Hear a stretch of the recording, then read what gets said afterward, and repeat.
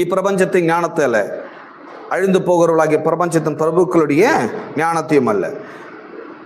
பவுல் சொல்றாரு, இந்த உலகத்தின் ஞானத்தை, இந்த உலகத்தின் பிலாசபியை, தத்துவங்களை, இந்த உலகத்தினுடைய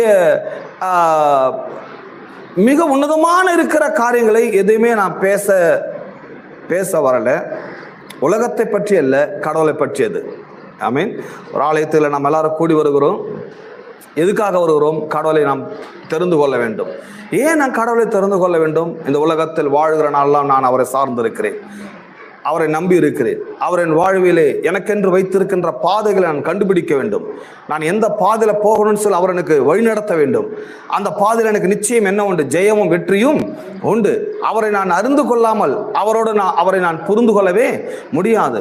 ஆகவேதான் நாம கடவுளுடைய பைபிளுக்கு ரொம்ப இம்பார்ட்டன்ஸ் கொடுத்து கொண்டிருக்கிறோம் இந்த ஆலயம்.